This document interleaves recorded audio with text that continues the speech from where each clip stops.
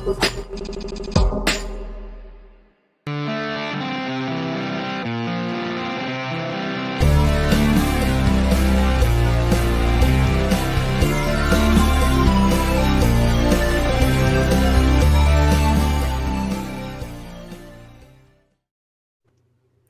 Natalie.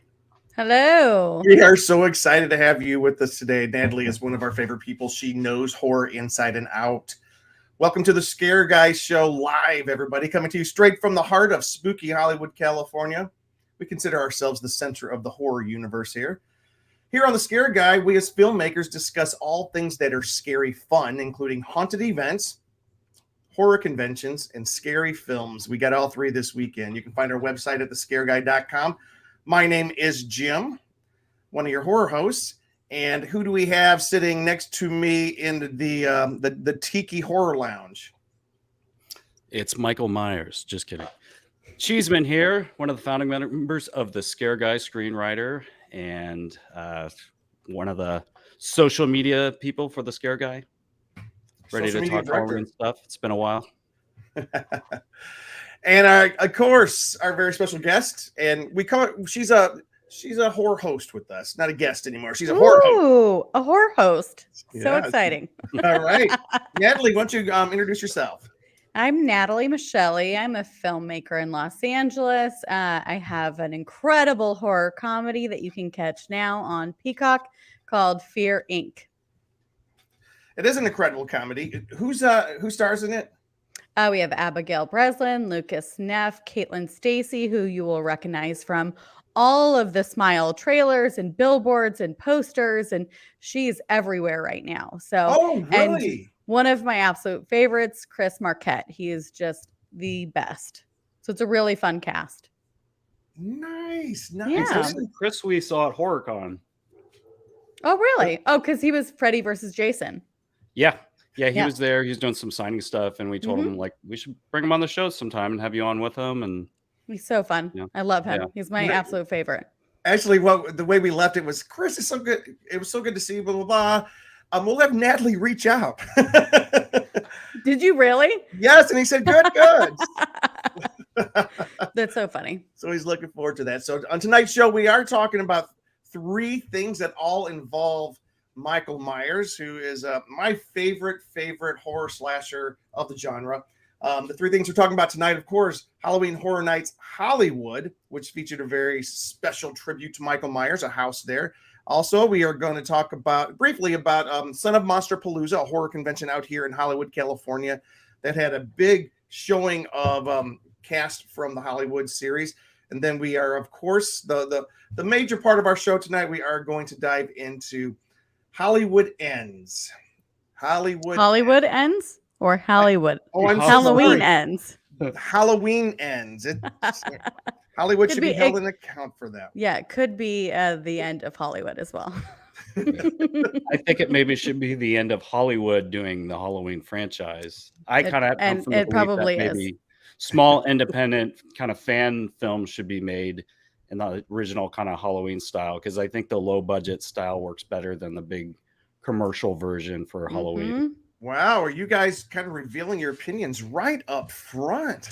I mean, if any of your listeners have tuned in previously, my feelings were not hidden with the response to the trailer. So no, yeah, and to be completely honest, we're not going to be saying anything that that the vast majority of fans aren't feeling right now. Although I was kind of surprised when I went online and found some other opinions, like David. He's a friend of ours from the sister trilogy. He loves Halloween 1, 2, and H2O as the perfect trilogy of Halloween films. I agree with him. He loved the film.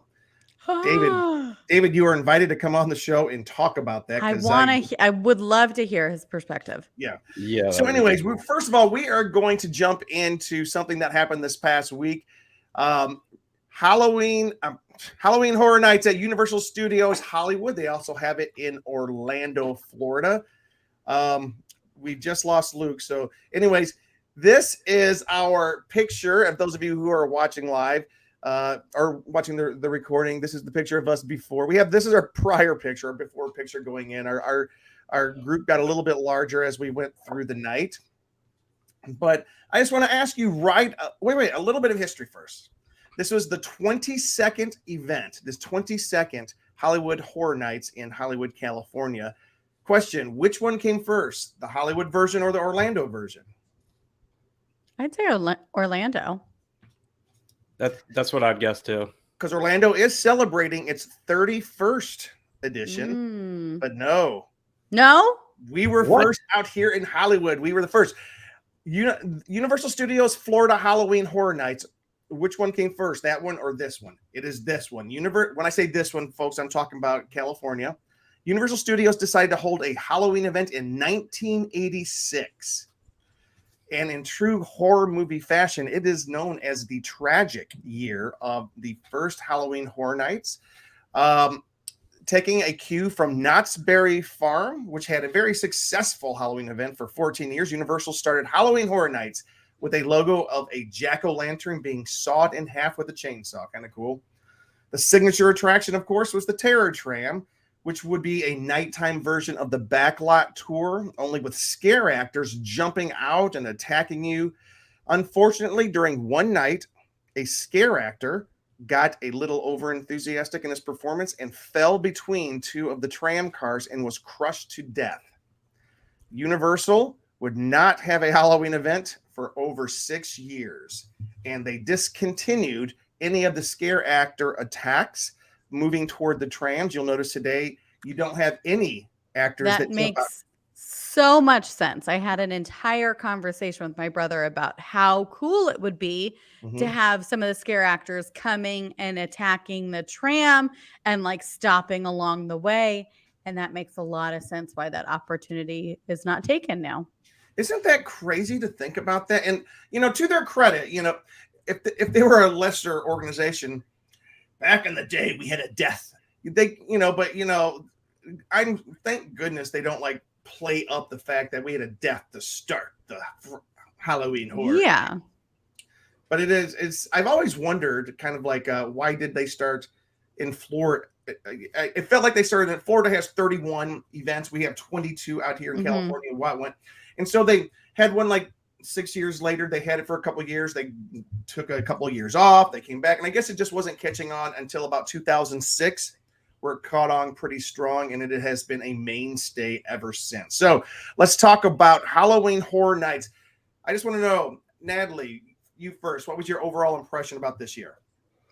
Well, I learned a lot of lessons this year at Halloween Horror Nights. I think in past years, I've tried to go earlier in the season, definitely in September to kind of beat the crowds. I personally enjoy going through the mazes at my own pace and giving some breathing room between my group and the group in front of us. So I'm not seeing every single point where there's a scare actor jumping out. And this year didn't really allow for that because it was a sold out night and it was incredibly crowded. Yeah. The lines were very long, so we weren't able to accomplish as much as we wanted to accomplish.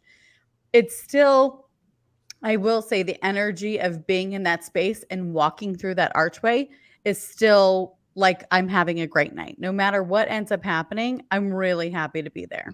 Yeah. Yeah, I agree. And just real quick, Jonathan Wilkinson, hello. He is chiming in right now. Hey, Jonathan, if you get a chance to jump on the link that we sent you, we would love to have you join the show. And for those of you who don't know, Jonathan Wilkinson is the guy right in the middle, right next to me, right above Natalie. He actually came in from Colorado this year to join us at Halloween Horror Nights, and we had a blast. It was an absolute blast. Cheeseman, what was your overall impression? Yeah, it's always fun, like Natalie said, always something kind of to look forward to. But yeah, it did seem a little more crowded at times, or the line descriptions weren't always accurate. Like we waited a lot longer on some of the stuff we did and had it for, especially the Blumhouse one that ended up being a lot longer than expected. So that ended up making us not be able to do like at least one more before heading out.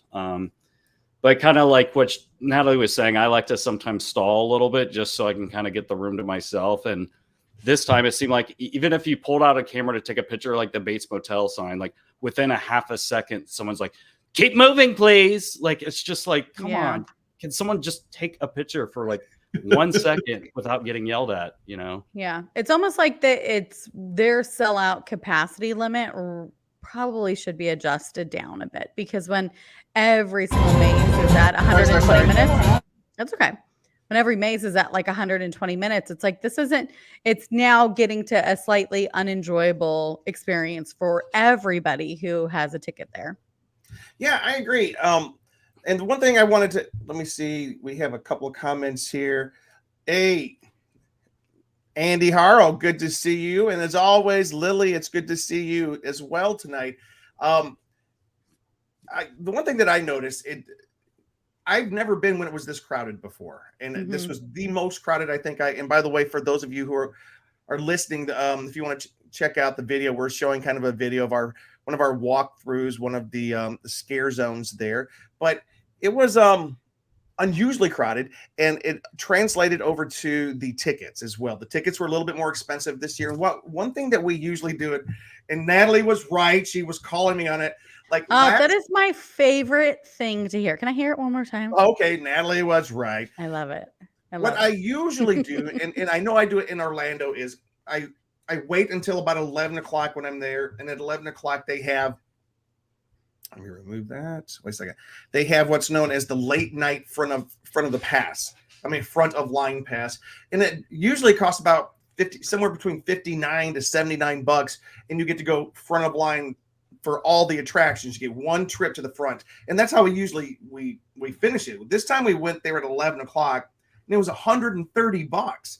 It had basically almost doubled in price. And I was like, wait a second, that's ridiculous. There's no way that it cost that much. And of course, the guy there was like, oh yes, it has. And I'm like, no. It jumped way up this year. So I didn't look at pricing earlier in September. I kind of wish I did, to kind of see the difference between last year and this year.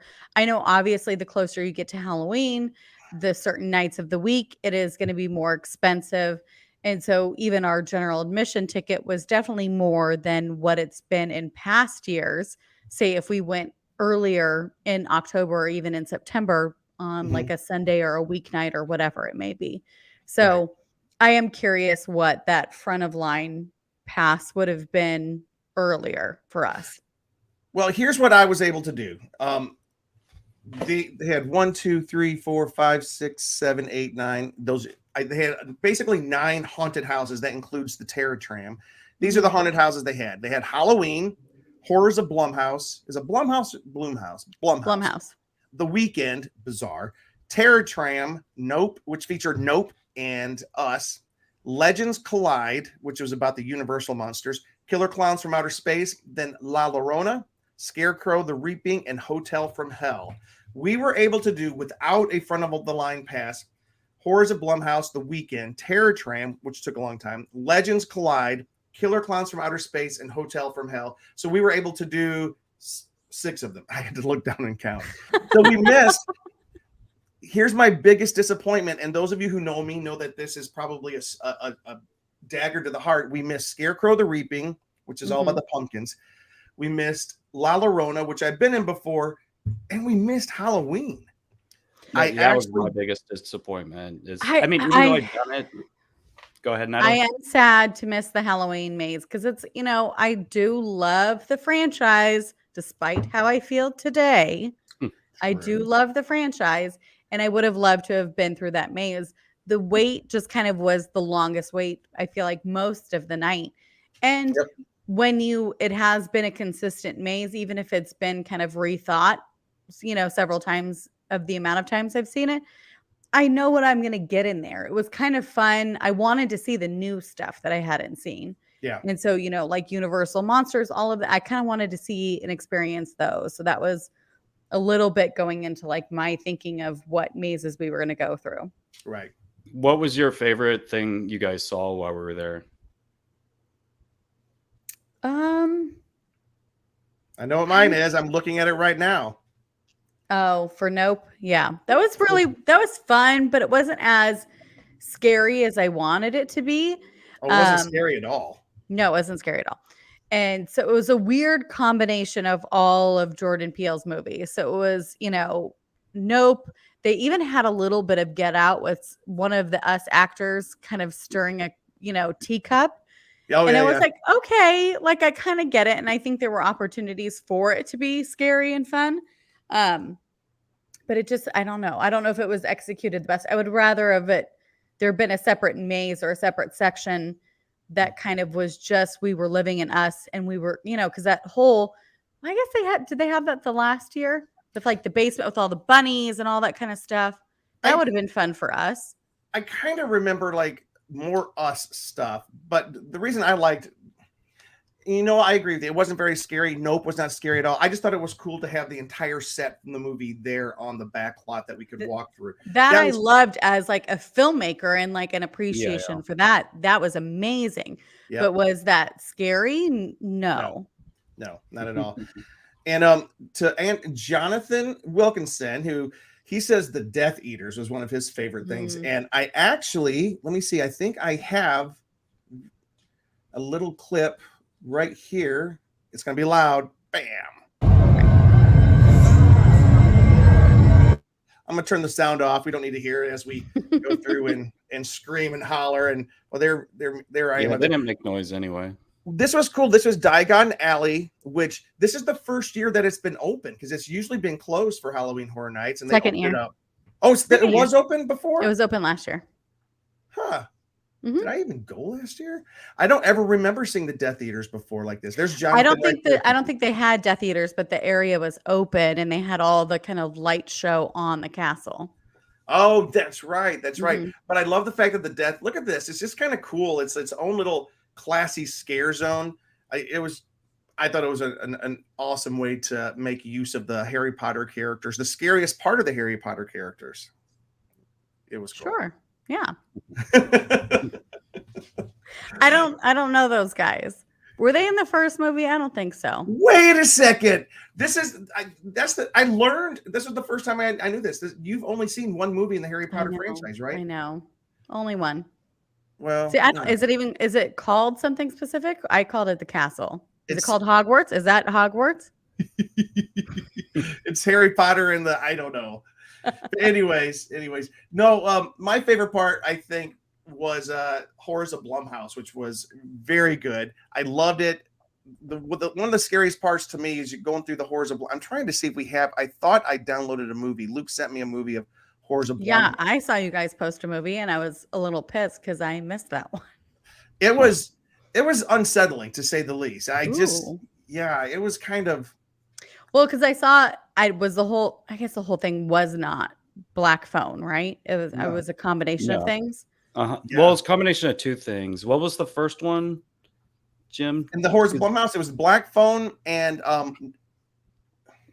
what was it? Wait, I haven't. It's Black. The first one didn't look. I don't think I saw the first one. It was mainly Black Phone. Oh, and Happy Death Day. Oh, was it?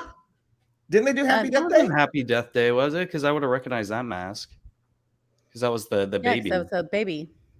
Okay, you guys talk amongst yourselves. I'm gonna look it up real quick. Well, I'm gonna say I'm a little upset that I didn't get through that maze. It was funny. I was walking out and I was looking at the line and it said 55 minutes, and I was like, "Do I do it?" And we made the decision to leave, and you guys went in. Freaky. Oh, Freaky, the Vince Vaughn movie. Yes. Yeah. That's not really a scary movie. Like Black Phone is a great choice. Yeah. But Freaky is not so much. It is odd. Yeah. It's more of a comedy, weird choice, isn't it? But that's the one that the line ended up being a lot longer than we thought. So you said it had ended another up like being half 90 an hour to that time. I would have been pissed and I would have bailed, or I would have been angry through the whole thing, which wouldn't have been a great idea. So yeah, I was kind of like not happy about how much time it took going through it. So. Yeah. I thought it was all right though. And I like especially the kitchen scene, where he's like sitting in the chair. That looked really cool. I was about to say that was my favorite scene. Part. Like I thought that was a wax figure when you first walked in because his skin, because he kind of barely had his shirt open and it looked like wax. It didn't look like a real person. And then you get in and it jumps up at you and like, oh man, that just when stuff like that happens, that's the best. That is the best. From your video, it looked legitimately like Ethan Hawke, like the same body type, the same chest. That's why I would imagine if it wasn't moving, it probably looked like a wax figure. I thought it was fake. Ethan Hawke. Yeah. It was I was like, is it Ethan Hawke in that? Yeah. And how amazing if I were an actor in a movie like that, I would absolutely ask to come do that one night or two. Can you? Oh, I bet you watch Ethan Hawke will show up one night. That would be the best. Can you imagine? I would 1000% do that if I were him. Oh, how fun would that be? Yeah. And they had cool Killer Clowns from Outer Space, which has been there before, but I still thought was pretty amazing. That guy was creepy. Fun. This guy right here, he was not the guy sitting down because he just stared at me and stuff. And then I'd like turn around and he's still looking at me. And then I pretty much went into the next room and like then looked back again and he was still staring at me. I was like, yeah, because he followed you out of the room. Into it. Yeah, it was good. And then I think that was the one that had one walkway when you're walking through that all three walls had like fabric on it. So you're like, something's going to pop out. Oh, yeah. And you're like looking at each one of which one it's going to be. And all of them came out. And I flipped out on that one. Yeah. The triple scares were one of the best things that they did there. And my favorite one was the classic Universal Monster one. And especially at the end where they did, all three kind of like one would scare you, then another, and they do the triple scare thing. Like that was really cool. Oh, right at the end of Universal Monsters. Yeah. That one was pretty amazing. Here's a couple other shots. This is just me with a pumpkin decoration, which was kind of cool. They did some really cool decorations. It looked pretty amazing. This decoration, do you recognize the wolf right there? No. It's from American Werewolf in London, which they did a few years back, and they're reusing the wolf in this crazy like zombie scene. And this was awesome. The pumpkin there was a light projection, and it would talk to you when you walked up to it. Oh, interesting. So that's so fun. Can we talk about the weekend though? Like, which I thought was the weirdest idea for a haunted house. And I don't want to spend too much time on this, but Luke, what did you think about the weekend haunted house? I thought it was all right. I mean, I think he's trying to kind of do kind of the Michael Jackson thing, even with like the red leather kind of look and stuff. Like it was cool, kind of like mixing kind of music, and it's like stylistically and the aesthetics of the whole thing were kind of cool the way they did it. But like as a haunted thing, it wasn't like necessarily that scary, but stylistically, I thought it was kind of cool to go through. But again, like that one, like right at the beginning was like 2 hours long, and most of the night was super long. And then at the end of the night, luckily it got down to kind of a shorter thing where I think it was around 30 to 40 minutes for us to get kind of to the front. That was our final house, right? I think so. Yeah, we tried to kind of zip our way to Halloween, but didn't quite make it. But we kept on trying to wait out the line for Halloween because it looked like it was sort of slowly getting. It went from 2 hours and 10 minutes down to 1 hour and 45 minutes to one. And we're like, okay, it's going the right direction. And finally, it got down to where it was right at about an hour. We said, let's run over there. And then it dropped to 30 minutes real quick. I'm like, wow, you know why? That one I actually pretty much videoed the whole thing going through. Like, wait, we're talking about Halloween, and then we talked about we went running over there to see why the line was going down so quickly. They had closed the gates. They had closed the door to the Halloween house like 45 minutes to an hour prior to the park closing, which is Universal. If you're listening, that's not cool. Let us know you're going to do that because you kind of plan your night according to which line you can jump in. And as long as why wouldn't they have like in the app where it says line is closing in 10 minutes or something? I don't know why they would just. Yeah. And like we went running over there when it was still like 45 or 30 minutes left. And then as we're running back there and we were booking it, they said, sorry, we closed it like 45 minutes ago. We're like, what?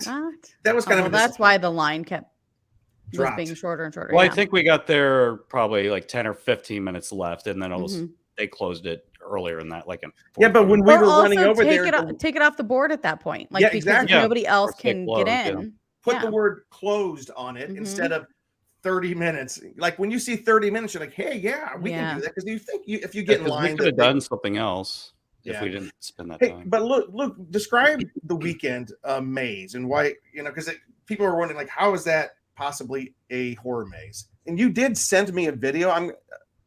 Do you have it with you? Can you? I could get it for a second. If you want to get it for a second, is it on your computer ready to show? I can download it.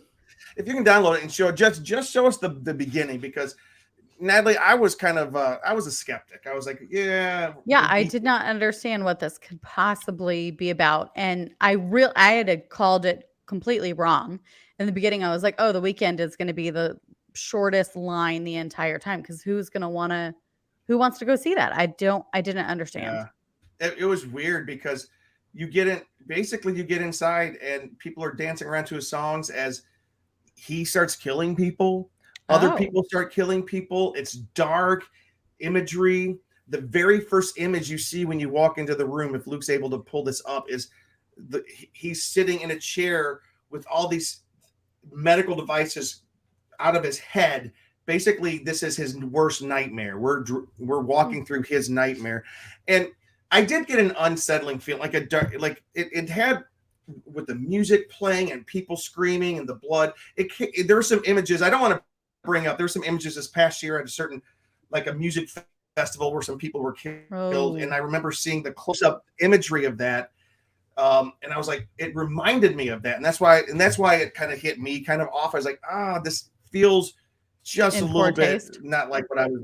Yeah, I don't think it was in poor taste. I think it hit me that way because of the videos that I saw about, there was a Texas concert with a well-known performer in it. It just kind of, anyways, Luke, do you have it? You don't need to look at that. This is as you walk in, and this is him sitting there, and I'm assuming basically we're about to experience his worst nightmare. And then we don't get very clear images for a while. If there's a way to jump ahead, go ahead and play a little bit of the music, Luke, so we can hear it, kind of what we're hearing. So,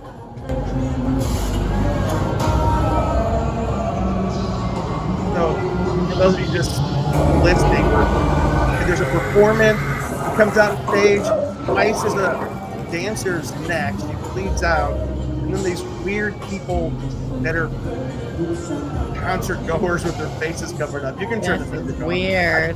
And the whole thing was kind of like that. It did get kind of scary towards the end. I remember with a lot of people jumping out, but I liked it. It was unnerving, but I kind of liked it. And I think I liked it because it was so unnerving. And I think that's like, that's his just kind of watching this, it's so confusing. I think we're so used to what we're. I got really freaked out here. This headless body that looked like nothing jumped out and reached at me, that looked like a mannequin. Yeah. Oh, I know. I mean, to me, we don't see this stuff normally, so this is kind of interesting. Yeah. Okay. So we're in this room. Everything had these bizarre. It was just like a fever dream, I guess, is the way to describe it. I kind of like it. Yeah, I did like it, but I said it was unsettling, but I guess that's the point. Yeah. Yeah. Hey, look, listen to a little bit more music and see. Oh wait, there he is dancing with a head. How did you get this video footage?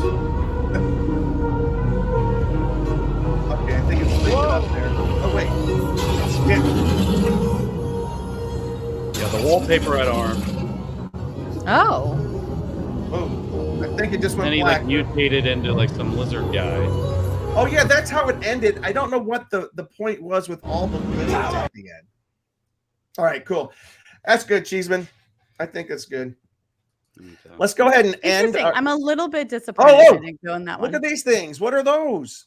It's like Terrifier a little bit in there. Yeah. Wait. I want to. Can we cut back to Natalie for a second? Wait a second. No, of course, he's not going to be here. Sorry. Do you want me to get this off the screen? Wait. Yeah. Okay. I want to see Natalie as a guest. Who's the guest? My Terrifier or my cat? No. Right there. Your little guest, right? That you're petting on. This is my cat. This is Charles. Say hello. Also, I wanted to point out behind Natalie, one of her favorite characters, and who is that? That's the Terrifier. The little doll's even creepier. It's like little Freddy. Oh my God. I know. I'm gonna. I'm going to show him off. 4 or 5. Look at how cute he That's is, you guys.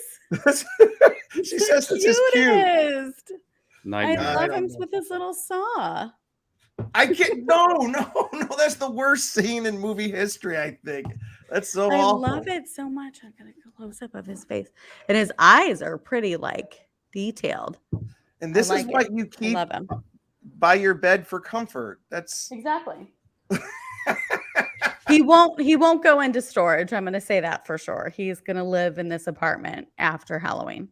All right. So as we wrap up this section of the show, wait. Andy said one of his favorite mazes that they did was Silent Hill because it's on a video. Oh, that was from. I don't think they did that this year, but they did that in years past. So overall, I think it was a pretty satisfying experience. It was a little bit expensive, crazy crowded. I wish that. I did ask one of the guys at the ticket counter, so why is it so crowded? And he says it's just pent up demand. They didn't have as many people last year because of COVID, because we went last year and you had to wear the mask and you had to be vaccinated and stuff. So this was a different kind of year for them. Yeah.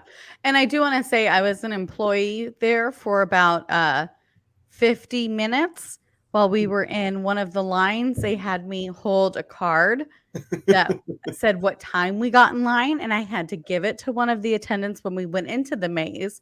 And I said, so you're counting on me to pass this information along to one of your other employees. Do I get a front of line pass? What do I get as a reward? And they said nothing. And I said, that's rude. For the better good of Halloween Horror Nights. You're a good citizen. I was a good citizen. The accuracy of that line was great, not like Halloween. So somebody obviously dropped the ball, or Blumhouse, somebody dropped the ball on that line. Oh, that one was awful. Yeah. Somebody who got the card did not pass. Yep. I think, though, they had a shift change in the middle of us standing in that line. It was supposed to be 55 minutes, but it ended up being an hour and a half. So that was a bit of a... All right. Some of the stuff they had people do seemed exhausting. I was like, how are people... in the Universal Monsters, real quick, there was a guy kind of turning into a werewolf. Oh, yeah. That was all of his physicalities and motions and screaming. I was like, how do you do this for even 20 minutes? I would be done. Yeah. Wild. It was good. I enjoyed it. People do anything for $20. All right. So that is Universal Studios Hollywood Halloween Horror Nights. It goes on select nights through October 31st. You can expect it will be crowded right now. So if you're going, let us know what you think.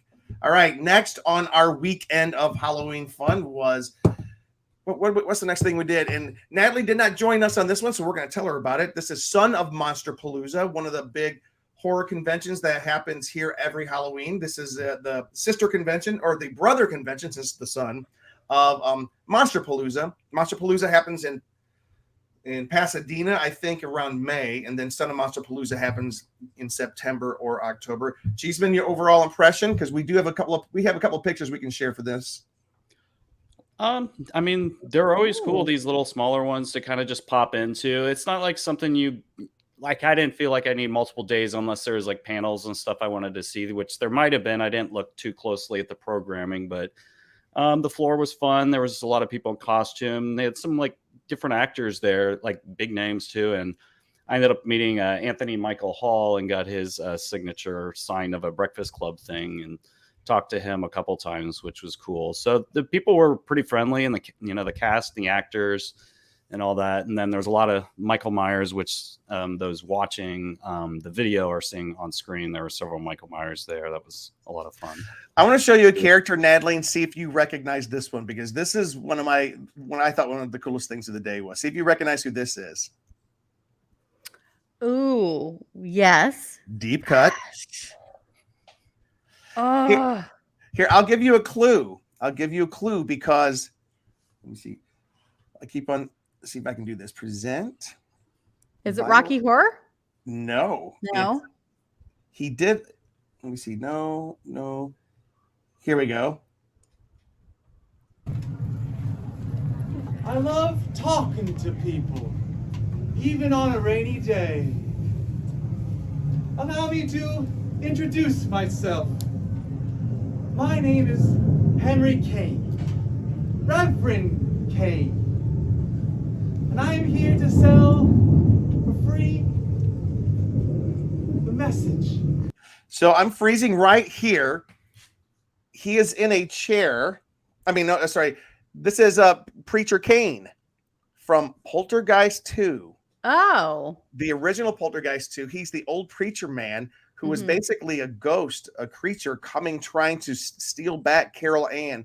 And if you are watching, he is actually talking to the actor who played the young son in Poltergeist 1 and 2. That's Robbie.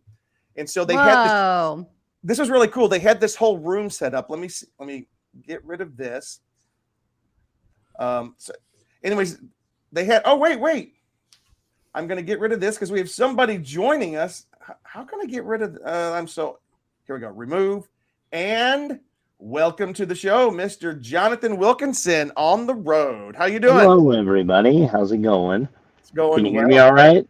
Yes. Hello. Please. Where's the trucker hat? No trucker hat. Never. Jonathan, please tell me you're not driving right now. Oh, no, of course not. Okay. He had to double check that he wasn't driving. Okay. Yeah, I'm just sitting here. Jonathan drives a truck, and he also was out here for the weekend. Jonathan, we just talked about Halloween Horror Nights, and I think you missed that part. No, you were actually chiming in a little bit, but Yeah, I was listening along. tell me what your favorite part was of Son of Monsterpalooza, which was your first time attending the show. So Son of Monsterpalooza, obviously Twin Peaks, of course. Yes. Yeah. Tell us about it. Cheryl Lynn. Yeah, I got to meet her. That was fantastic. She grew up in Boulder a little bit, so we talked for a little while about that. I briefly passed by Anthony Michael Hall, so just smelling Anthony Michael Hall was good enough for me. Yeah, it was great. It was fantastic. That was actually the second time I've been to Son of Monsterpalooza. I have a photo on my Facebook or Instagram from a long time ago, like 5 years ago, going for the first time, and I got an autograph and a photo with the first zombie that you see in Night of the Living Dead, and I believe the writer of Night of the Living Dead, not George A. Romero, but I think it was the co-writer or somebody like that. So yeah, it was awesome. That's right, because I forgot you used to live here. I did, yeah. I Right down the all street. about that. Right down the street from the Burbank Marriott. Yeah. That's right. Yeah. I do have a picture that I'm trying to upload right now, but tell them about the autograph that you got. Oh yeah, from Cheryl Lee, I think, right? That's her name. Yep. That's it. Yeah, it was fantastic. From Twin Peaks fame. She's the girl that's of course murdered in the very beginning of Twin Peaks. And she's awesome. She's super cool, super chill. Yeah, it was just a great time. It was fantastic. And although we finished the section of the show, we're about to move on because we have a big topic to discuss. Halloween Horror Nights. What was your overall impression of Halloween Horror Nights this year? Well, you guys were talking crap about the weekend. I loved it. About the what? Oh, you like that one? Yeah, no, it was okay. It was. No, I don't think we weren't talking crap about it. No, I was talking crap about my thoughts of what it could be. Yeah. But I'm very impressed with what I saw. Not in person, but in your videos. Honestly, it was fun up until we stood in line for like an hour about, and you hear the same 3 songs over and over and over and over and over again. Oh yeah. So that really kind of drove me nuts, but I really enjoyed it. I thought the weekend was fun. I thought Killer Clowns from Outer Space was probably the most like true to life, I think, walkthrough that they had. I really wanted to go through. Yeah, that was a good one. I really wanted to go through La Lorena, but of course we didn't have time. And then of course Halloween. But I would say also what you guys were saying, the Nope set and everything like that. That was amazing seeing that in person. So all right. So we're gonna shift back to Monsterpalooza, Son of Monsterpalooza, real quick before we jump on. Cheeseman, here's that picture of you and Anthony Michael Hall. Both of us with crunched chins in the photo. We look great. No, he looked good in person. Such a nice guy. Here's the here you sign picture Wait, here. Really cool dude. So I'm hoping we get to meet Judd Nelson sometime because he was in a movie that me and Jim wrote on. So if there is a screening or something for that and he's there, I may try to take this with me. I know Judd Nelson was in a movie that we have written. I'm so excited about that. I have one more video to share. I'm sorry, I'm not doing a good job sharing these videos because it's kind of this is a new skill that I have learned, and obviously I haven't learned it very well. I want to share this video file of here we go. I think this is a video that you took, Luke, during wait, not that one. This one. This one's kind of cool.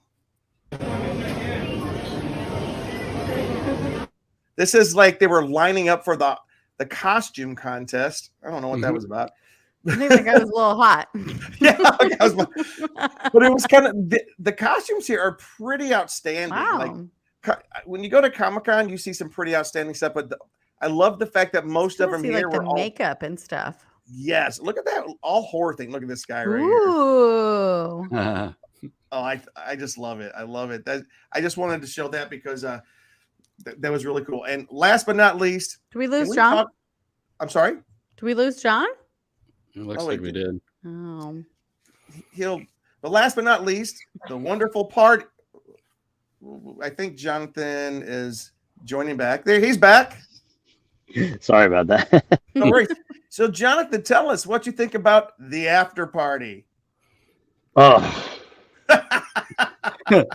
The after morgue, you mean? The after nothingness? This is awful. After absolutely nothing. Yeah, it was pretty tough. I mean, the singer was great, the band was great, but it felt like we were back in like COVID days where they're like, no moving, you can't dance, you can't do anything, can't mingle, just look sit at the there. way they have the room set up for those of you who are watching. You're still sitting in like theater style, like a panel with a band. Yeah, I'd be so uncomfortable if I was the band. They had a bar at the back of the room, but nobody was going to it because you had to like walk down aisles, and it was just bizarre. It was just the most uncomfortable party. The rest of it was pretty cool, but that was not it. Anything else we want to say about Son of Monsterpalooza? It was a cool 2 days. Oh wait, I do want to say this. A couple things. One, I bought this item at Son of Monsterpalooza. This is an old-timey face mask. Back in the 70s and 80s, Ben Cooper was the distributor of all these, they call it these window box Halloween costumes. I had Frankenstein for probably 3 or 4 years. Probably, and this is just something very nostalgic. I'm going to put it by my bar, and it's just kind of a fun thing that it's a throwback to the old-timey days when they made those kind of masks. Also, this was kind of cool. Natalie, are you familiar with Screamfest at all? Of course I am. That's where Fear Inc. premiered. That's right. That first time I went to Screamfest is at. Well, that was the Los Angeles premiere. I'm sorry. Yeah. It premiered at Tribeca, technically, but They really had a big presence at Son of Monsterpalooza this year, along with this little film called 8 Found Dead, which is the very first film listed in the program for Screamfest. It has its premiere this week, starring our very own friend, Patrick Joseph Rieger. No way! We got the screening right now, I think. Yeah, it's going on right this second as we speak. We're missing it. He's going to hate us. But we already saw the film. We saw kind of an unfinished version of the film. It's a pretty good film. You guys need to check it out. 8 Found Dead. It's really cool. It's basically the premise is what happens if you drive for hours out into the desert to an Airbnb to meet some friends, and you show up and somebody's already there, somebody that doesn't want you there and they would rather have you dead. So it's kind of a crazy concept. And the fact it's called 8 Found Dead, when people start dying, in your head, you're sitting here thinking, okay, there's 4, there's 5. It's cool because it makes you think, okay, who's going to live, who's going to not live in this one. I think. Are there more than 8 people that go there? I'm not going to tell you. Okay. No, there's only 6, so it's really a weird title.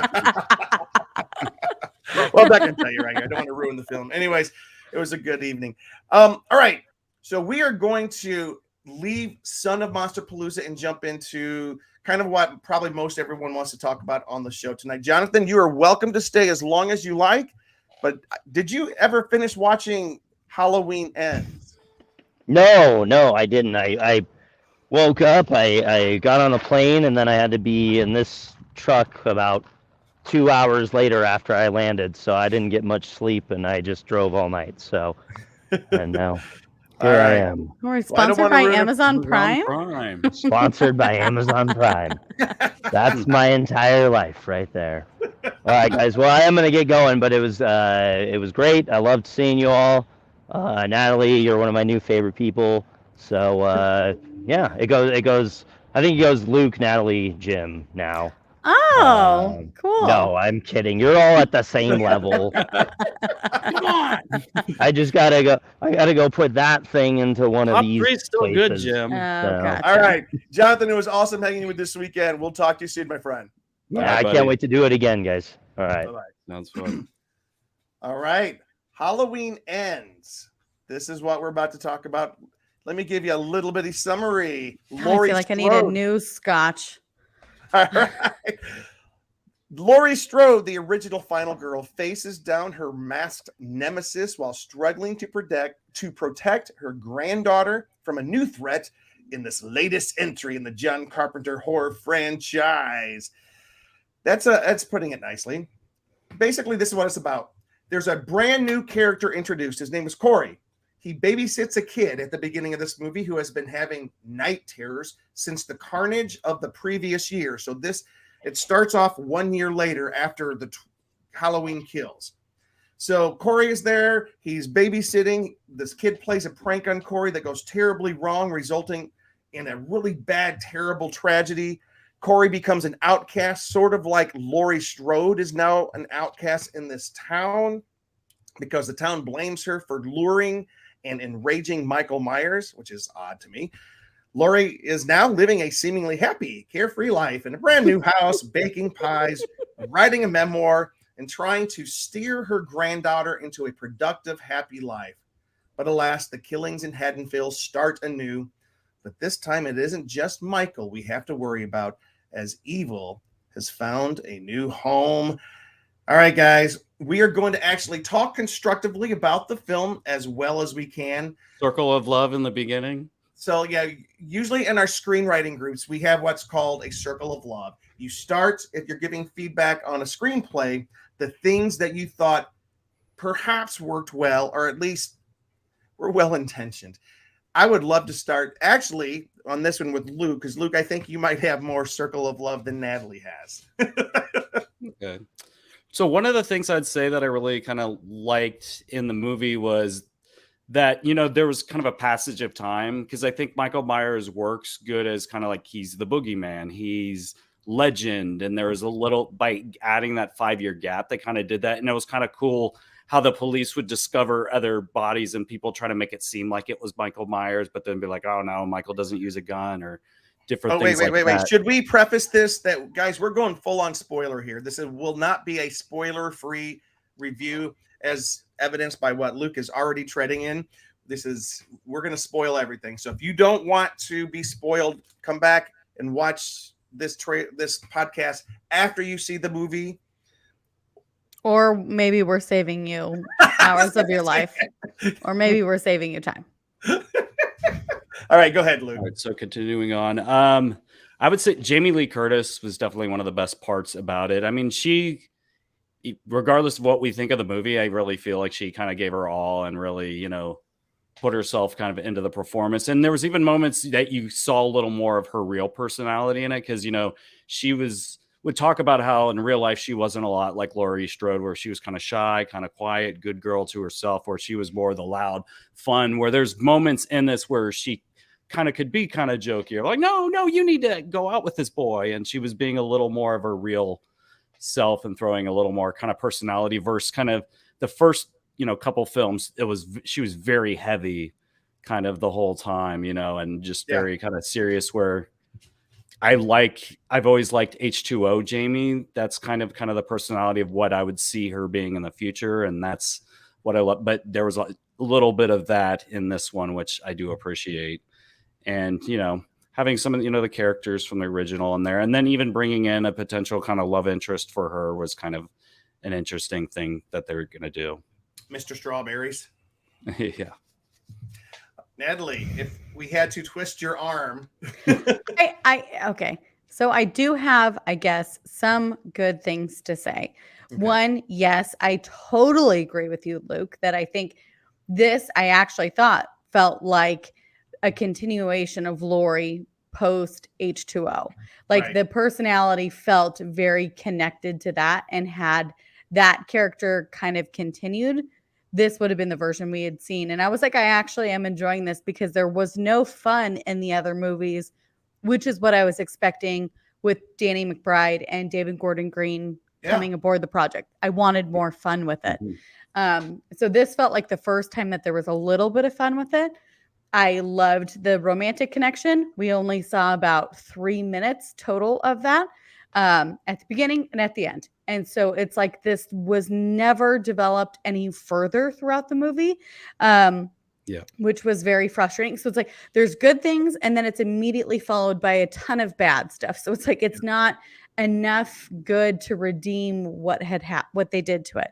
And I honestly didn't dislike the opening and kind of build of Corey's story. I like the cold open. I thought that was pretty jarring. I thought it was very jarring, and I thought this would be a really interesting fourth movie of we've put Michael Myers to bed, and now this is our new bad guy. 100%. But it's like we have spent, this is supposed to be the trilogy of Michael Myers, and now we've almost removed him from the majority of this movie to kind of focus on Corey, which he hasn't earned what we ended up getting to. No. And all of his character development, it was so shocking how quick he made decisions to get to this point, where it's like, that isn't a bad story. And when, especially when, if you take this trilogy and you talk about what this town did and kind of, you know, how they tracked down Michael Myers in the second film and just kind of this mob mentality, you can see how they could have done that to him. But this would have been in the next set of movies, potentially, you know, not this movie. It was almost as if, and I think I was reading this somewhere, Haddonfield itself was a character. Haddonfield itself was traumatized, and Haddonfield was traumatizing its citizens. And Corey, and we're talking about Corey, he's the brand new character introduced in this film.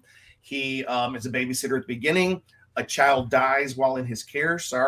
It's a jarring, kind of probably one of the best constructed scenes of the film, because it really does. And the fact that he was a babysitter, because it kind of went back to the roots of the babysitting and stuff that was in the original. And then after that, Corey starts kind of being the subject of all the bullying in town, all the picking on, and he's a 21-year-old man, and people start kind of just terrorizing him, and he starts going downhill.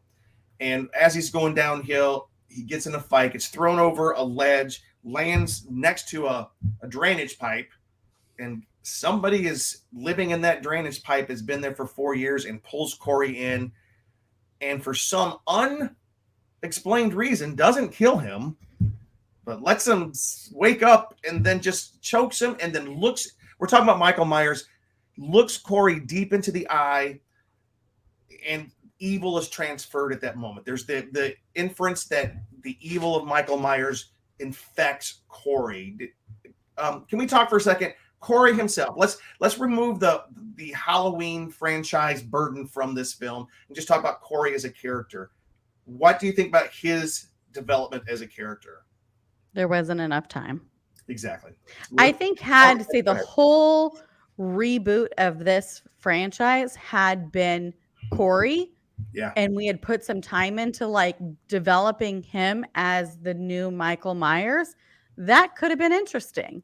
Like even remove Laurie, remove any of like the old character. Had this been the new version, I probably would have been okay with that. I'm not mad at his start and who this character is. It's like the shoving it down my throat that I'm supposed to buy within 15 minutes. Yeah. He's fallen in love and, you know, completely, you know, thrown everything out the window and is like ready to set everything on fire. Like it just doesn't make any sense. Like you're actually catching a break for the first time meeting this girl. I don't understand why now is the moment where it's like, you haven't been understood this entire time. And now that you have been, you're ready to burn it all down. Yeah. Yeah, and their relationship just did not seem to connect. There was not a real chemistry besides just oh, we feel like outcasts. Let's fall. Like Stranger Things does such a better job of the guy that's kind of getting bullied, camera gets broken by Steve, Nancy kind of steps in, and then they're kind of subtly built those relationships to her being with him and all that. But this just did not meet cute. Stretching to find any kind of connection. I mean, yes. And Brad says the franchise now is officially ended with H2O for him. I don't disagree. I'll take that. And last comment from Brad, I really wanted to love or like this movie. Y'all know I went in excited thinking they were seeing an amazing ending to the franchise. We didn't get that. We did not. Natalie? Anyways, it's so we went from meet cute to they're in love and trying to figure out how they're going to conquer this world together. And I'm like, how did this happen? And it's even their first date is they go to a Halloween party. So by the time of events unfold on Halloween, I'm like, it's been a week. I know I've fallen pretty fast, but not that fast that I'm ready to just throw away my life in that amount of time. It just but it's not just weird. Him though. What about Allison, her too? The granddaughter too. Of all things, she is falling for this guy that every time he shows up, he's more beaten up. And doesn't that concern you at all, Allison? And there being no hints that maybe she's troubled in past movies or I don't know, or liked the bad boy. I don't know. It just didn't seem, again, everything about this movie was unearned. Every story point, every character arc was completely unearned. What about, can we talk about just the setting of the film? Laurie Strode, for some she buys a house in Haddonfield. Her daughter has been killed. Her son-in-law has been killed. Multiple deaths. The kid she babysit, I guess, and Anthony Michael Hall was killed. What was his name again? Billy? Tommy was killed. All these people were killed. She had spent the last 40 years locked up in a house, terrified of the fact that Michael Myers might come back, even though she knew that he was locked up in an insane asylum.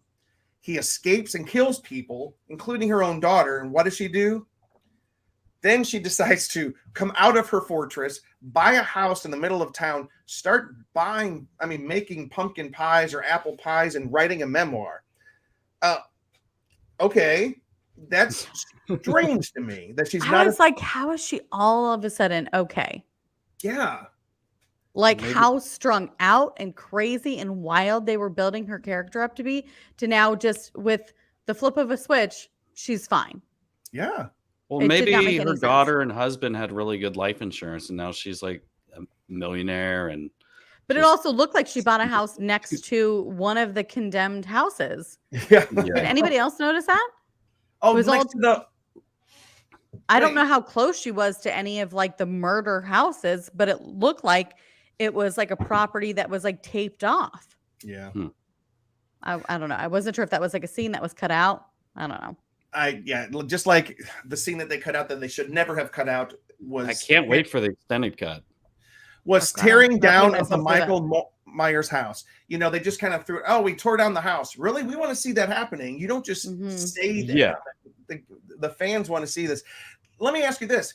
Does this feel like a well, first of all, what did you think of the development of Jamie Lee Curtis's character the 4 years since? That's what we're talking about now. Did it seem earned or natural, or did it seem bizarre? Unearned. Yeah.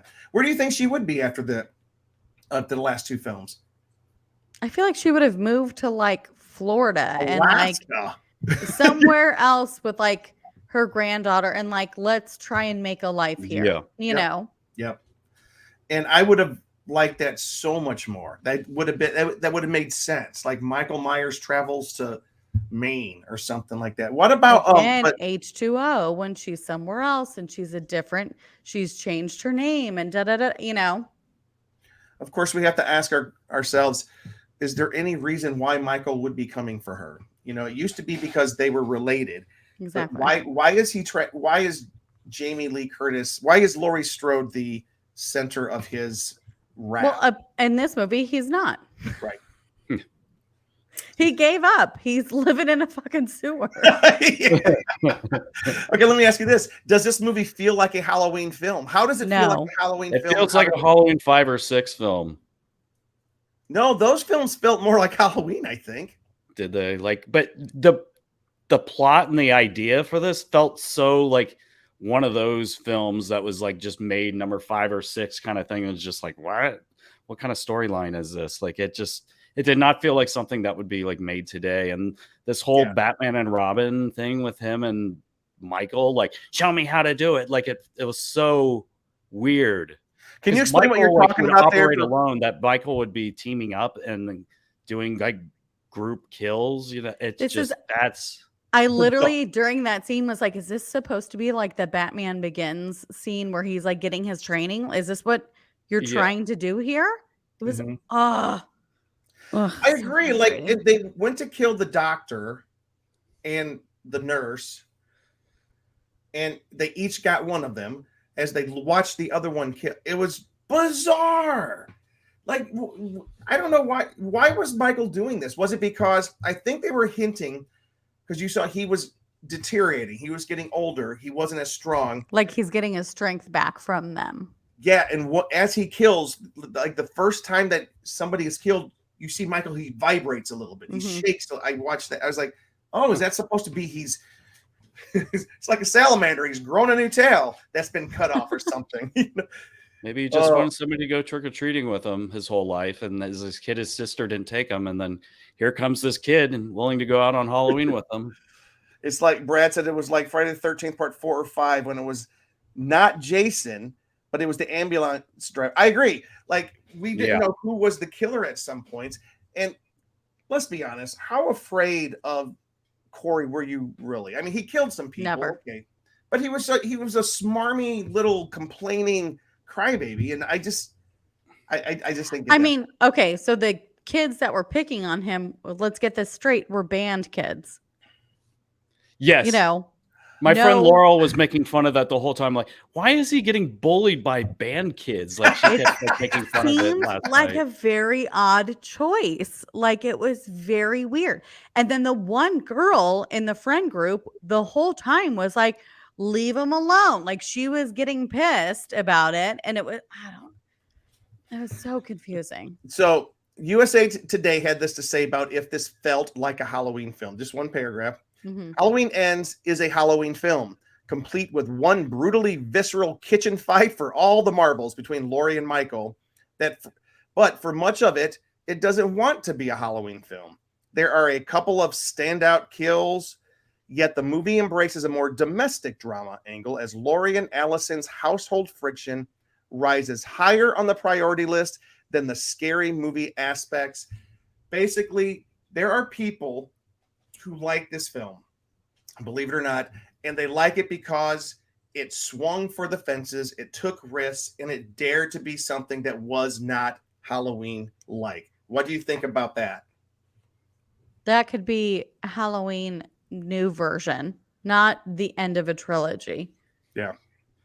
But you know what? I think it perfectly paid homage to what this trilogy was, a trash fire. Okay, let's talk about that. I did not. It's so weird. After watching this film, I went back and thought, wow, 2018's Halloween wasn't so bad, even though I didn't like it. Do you think that was the intention? Maybe. I don't know. Halloween Kills was actually not as bad. You know, like that is actually watchable, kind of. No, but okay. Let me just. Hollywood Reporter had this to say. Is David Gordon Green trolling us? The director rescued John Carpenter's game-changing slasher classic from the dumpster of disposable sequels by going back to the core mythology in 2018's Halloween. He then sacrificed any goodwill that reboot earned by sidelining Jamie Lee Curtis and abandoning narrative coherence for random, unimaginative mayhem in 2021's witless Halloween Kills. They're not pulling any punches here. And then they say, the conclusion of this trilogy, Halloween Ends, which promises the final face-off between Laurie Strode and her psycho stalker Michael Myers just seems to throw his hands in the air and surrender. That's the Hollywood Reporter. Boy, they didn't pull any punches. And I understand, like, okay, maybe you don't want to make some obvious choices, but that's also a little bit of what fans are there for. That's what they're buying tickets for. I think when you do something like you cast Kyle Richards to come back as Lindsay, she's a massive reality Real Housewives of Beverly Hills star. People want to see her get killed on film. And it's like, she completely gets abandoned in this movie. There's no like continuation of her story. I don't understand why do we even have her in this movie then? This is true. Don't get it. Yeah. I don't get it. So it's like, I get not making obvious choices, but it's like at a certain point, you're like literally not even making the choices people want you to make. Yeah. Can I, as a filmmaker, Natalie, as a producer, this script had to go through multiple approvals to get to where it is now. This is what angers me. This is absolutely the thing that has driven the anger I've had in me all day long and all last night, because it's not easy to get a movie made. It really isn't. And it's something like this where it's like, I understand maybe they didn't have the third script written when they were making the first film. Maybe they wanted to test and see how the success was there.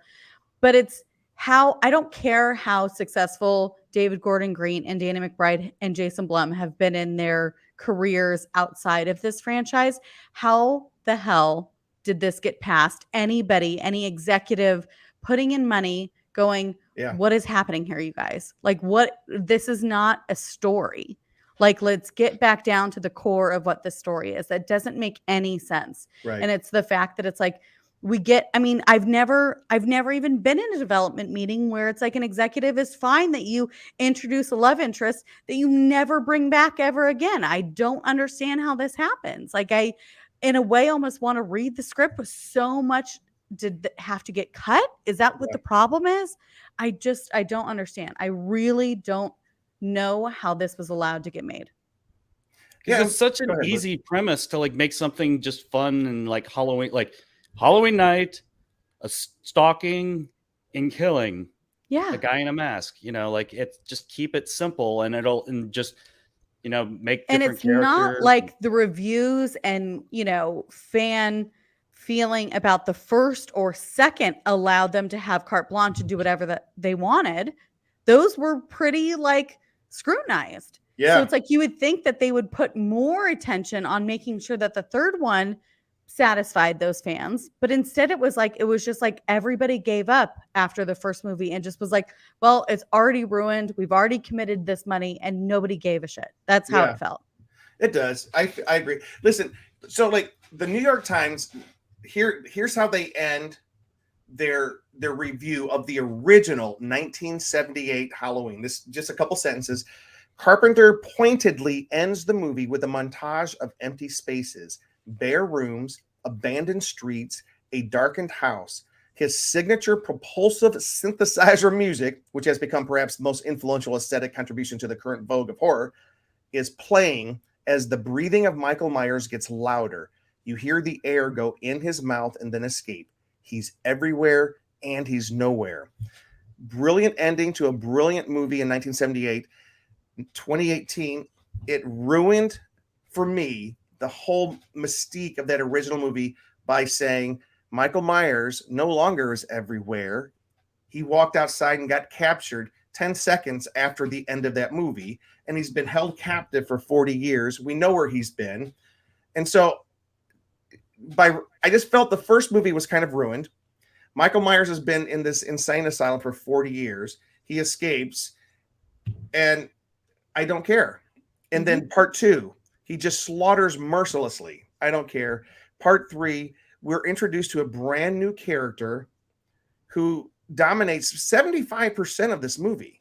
It's like, it's this character study of this new character. Michael Myers is a side character in this movie who shows up in the last 10 minutes just because he has to. And it's, I don't know. It to me is like, if you're doing a Mission Impossible movie and Ving Rhames and Jeremy Renner are 75% of the movie. I mean, like, maybe that wouldn't be a bad movie, but people are there for Tom Cruise. Like, it just, that's what people are there for, is for real Michael Myers. And if this is a story you wanted us to buy into, as much as we don't like it, this is a story we did buy into. And now we're not even getting that for most of the third movie. It's, ugh. I feel disrespected. No. I feel like I have wasted 6 hours of my life, and that's a good point to make. I never feel this way. I am the easiest audience member anybody could have in a movie. So it's like, for me to feel this pissed is very not normal. Where's this on the martini scale? Oh my! I mean, way more, like 6, 7, 8 martinis. I had to do a scotch just to talk about it tonight. I would love to have Natalie and our friend Lena come in and do a review of Halloween Kills with their martinis. My God. I don't think you guys. Hey, I do have to say this. I think it's probably unfair and maybe a little disingenuous to compare any Halloween sequel to the original Halloween. I mean, it's like comparing Jaws 2 or 3 or 4 to the original masterpiece, or Indiana Jones 4, or Star Wars 8, or Godfather Part 2. Just kidding. That one's really, really good. But Halloween Ends not only doesn't live up to the original, it doesn't even seem like it tries to live up to the original. Some people are praising it because they're saying of its inventiveness, it's swinging for the fences, it's something new. But I'm here to tell you, when it's the final matchup between Laurie Strode and Michael Myers, the culmination of 13 films, 44 years, we don't want something brand new. We want Michael Myers. We want Michael Myers a lot. We want him to creep. I mean, do not try something new. Fans want a return to Haddonfield. They want the classic. They want the shape. But what we got instead was some pseudo-artsy attempt to explore the nature of evil and if it can be contagious. Meditations on a town scarred by trauma. We got to attempt at something meaningful and deep, therapeutic almost, but when all we wanted was Michael Myers. That's my take on it. And I think they missed, not just by a little bit, they weren't even pointing towards the goal. And I don't know what I don't know what the thinking was behind this movie and saying, I guess I do. What would happen to a town after 45 years of trauma? I don't know. But is this movie about Haddonfield? Then it should have been called Haddonfield, not Halloween. By the way, Natalie, aren't you the one who suggested that a TV series would be a good continuation of the franchise? Are you the one who I did not, but I would love to take credit for that. And just call it Haddonfield. But honestly, imagine a TV series with Corey called Haddonfield. That's something I'd watch. That's absolutely something I would continue watching. Yeah. And give it the time to, and honestly, again, had this franchise been rebooted and Corey was the opening scene of movie 1, and this is what we're building for 3 movies, I'm in. I would be in for that. But this is just completely unearned and shoved down my throat when it's like, guess what? I'm not that stupid, and neither is the rest of the audience. As much as people want to think audiences are that stupid, we know what we've been buying into for 3 movies. This wasn't it. Luke, do you have any closing thoughts on Halloween Ends? Some final thoughts. Halloween Resurrection. Oh my gosh. Halloween Resurrection is no longer the worst film in the franchise. Oh my gosh. Honestly, H2O was on right before we started this podcast, and I had it on, and it's such a good movie. It is good. And it's like the false ends, and when you think she's killed him, and then she kills him another way, and then she kills him another way. It's just like, that's the battle. That's the battle we want to see. Like John says, less is more. Yeah. Mm-hmm. Wait, this is what Brad said. He goes, this could have been the Elm Street 3 Dream Warriors end to this franchise if they had put the effort and fandom's wishes into honoring the legacy of these characters in the films with a good script and a That's a good point. Like, that's a really good point. That's a really good point. All right. So I don't think we're going to solve it today. I'm suggesting to Natalie if she'd like to come back and we could do the 10 ways we could save the Halloween franchise. I think we could do a really good job there. But yeah, Lily, didn't Michael get his head cut off in one of the movies? Yes, in H2O. Lily, so he got his head cut off in H2O. Until Resurrection ruined that. Yeah, but then they decided to bring him back. But that's the thing about these movies, which again I was fine with, of like, okay, let's pretend like 2 Through the Rest did not exist. So this was just based off of the first original Halloween. This would be the next start of it. So right, I agree. I would love if they. I'm one of those that I love the sister trilogy, and I would love if they would do they would pretend as if 3 Through the Rest don't exist. I would love to see Michael Myers survive the fire, kind of like they did in H2 on Halloween 4, but do it better. I don't, and you know what? As much as everybody loves Jamie Lee Curtis, and I do love her, and I do love the Laurie Strode character, we don't need Laurie Strode to be the center of the Michael Myers universe. People are coming for Michael Myers, and I love Jamie Lee Curtis. She did a great job. Brad said the best part of this movie was that her hair looked better. I do admit it did. Yes. Although I have to say, she makes this whole statement about how she cut her hair off and it's the same effing length. I don't understand what these writers are doing. I don't get it. I'm like, even a joke doesn't even earn, like, it's not even earned. I don't understand. It was thinned out more before it was a lot bigger. But she makes this whole thing about how she just like one day was like, I gotta chop it off. And I was like, it's literally this. Had she had her normal Jamie Lee Curtis hair, that makes sense. That joke is funny then. This is, I'm like, you guys can't even make a joke. I don't even understand. I don't understand. And what a disservice to Jamie Lee Curtis these 3 movies have been. Wow. You know, I think as well, I was like, Jamie Lee Curtis, she speaks praises on the movie. And I don't think one can shit on a movie that you're doing active press on. Yeah. This is true. I think that was her best acting performance ever, is doing press for these movies and acting like she got emotional over these. And this is I mean, also, wouldn't you get emotional if this is the franchise that launched your career and it was 40 years ago? You're naturally going to get emotional and a little bit clumped on that anyway. So it's like, I think she rode that through as like her story. And I think when she talks about, like, I'm not going to really get into detail. I've said everything I've wanted to say. It's because she doesn't have anything nice to say about this movie. But also, there is the thing about, like, when you're involved with the production, like, she's probably been reading the scripts for years. She's been involved. When you're in the middle of it, sometimes it's hard to see on the outside of it and say, you know what? That's not the best idea. I wonder when she first received this script, if it was more of they had to talk her into it, like, yeah, this is cool. Or what if she thought, you know, as an actor, this seems interesting. This is a whole new direction. Because most of the good comments have been, it's new, it's inventive. They're not doing the same thing over again, which I don't think that's necessarily a compliment to say we're doing the final Halloween thing and we're doing something completely new. If you're doing something completely new, don't call it Halloween. Go make a different movie. Let Halloween be Halloween. And that's my biggest complaint about this. This wasn't a Halloween film. It was just bizarre. Yeah, I want to know who's writing checks and I want to write them a letter. All right, Natalie, let's make a better movie. Luke, Natalie, any closing thoughts? We got to close that up, guys. I think I said everything I needed to say. I am too. Hey, listen, everybody, thank you for tuning in tonight. We talked about Halloween Horror Nights. We talked about Son of Monsterpalooza, and we talked about Halloween Ends. All 3 of those things involved one of our favorite characters in horror cinema, Michael Myers. We don't feel as if he had a proper send-off, but let's be honest. Is he really gone? No, he'll be back, and I just can't wait until a better production team gets a hold of Michael Myers and does something kind of cool. Anyways, my name is Jim. You can find me on Instagram at James D. Fry, on Twitter at Jim Fry LA. Cheeseman, what about you?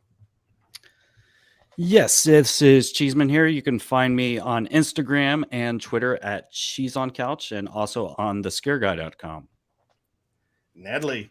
And I'm Natalie at Natalie Michele on Instagram. I don't do the tweets, so that's where you're going to find me. Twitter's such an angry place these days. Anyways, thank you guys for tuning in. Have a great rest of your Halloween. We'll be back, and maybe we'll come back and try to save the Halloween universe. Anyways, see everybody later. Bye-bye.